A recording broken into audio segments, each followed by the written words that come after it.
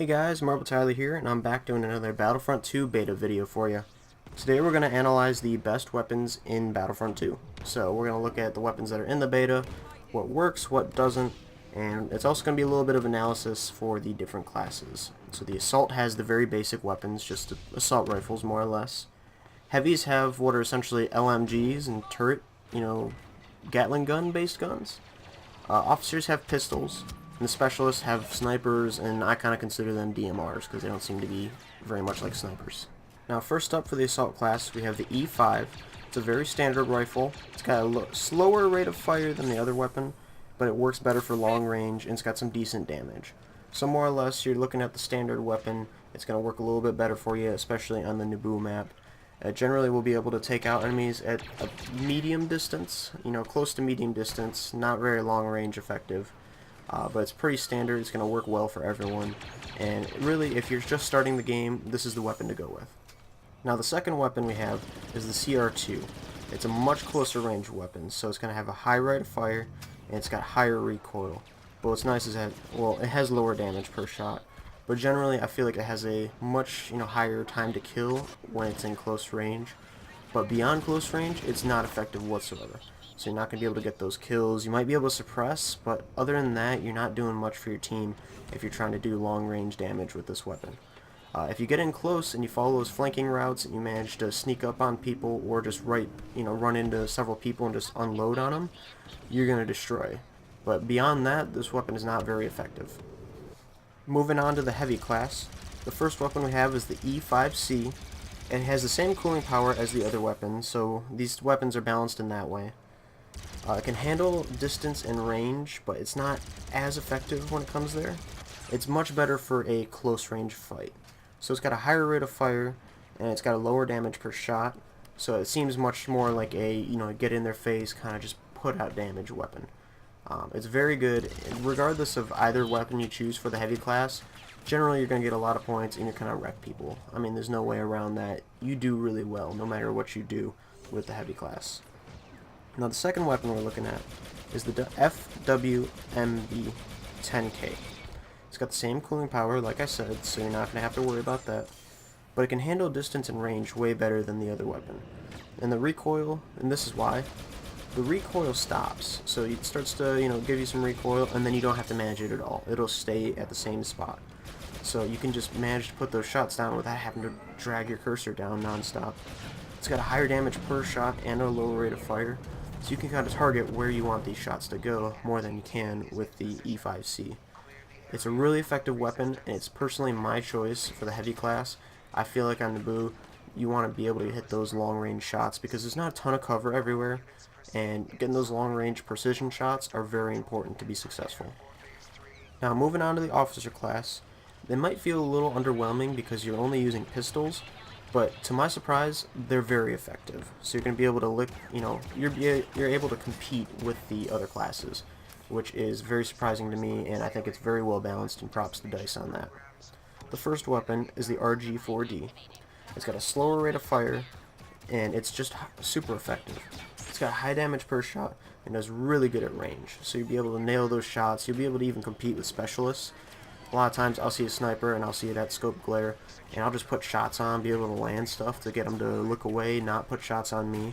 It's super effective, and I feel like this is the weapon to go with if you're playing the officer class. Now, unfortunately, the other weapon is the Blurg 1120. I personally believe this is the worst weapon in the beta. I don't think it's very effective. I think it's not good, and the way it works, it's a burst fire weapon.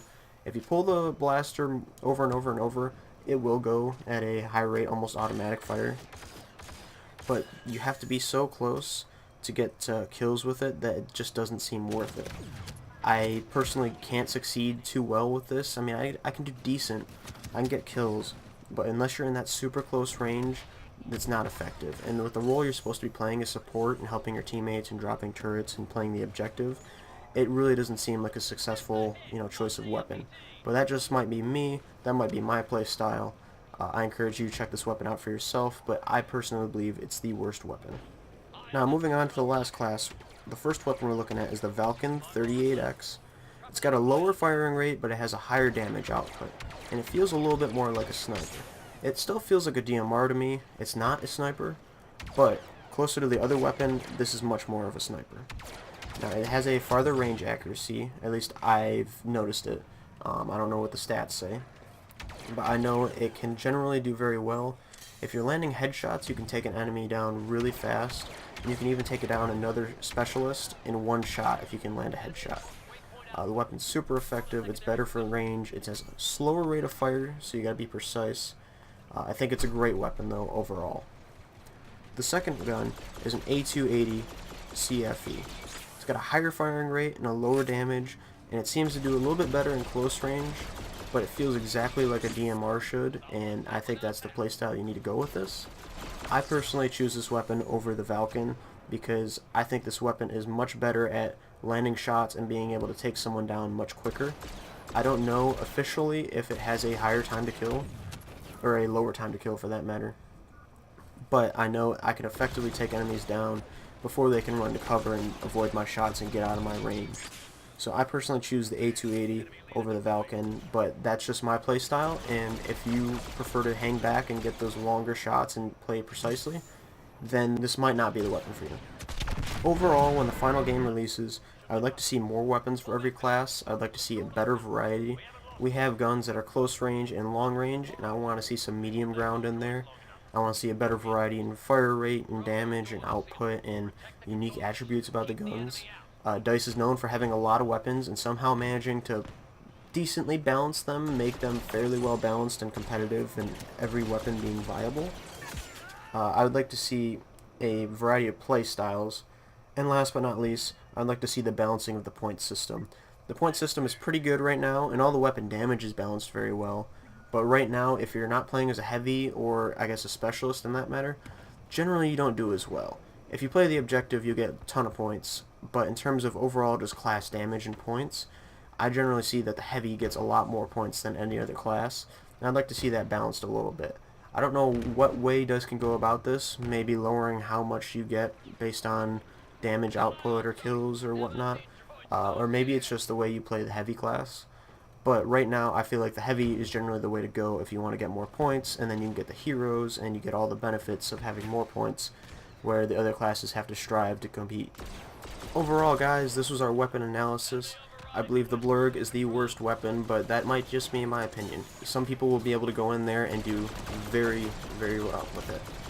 Overall, check back to STG. We have tons of Battlefront footage. We're going to have all kinds of Battlefront stuff all the way up until its release, and especially after. So we're very excited to do all kinds of Battlefront 2 for you guys.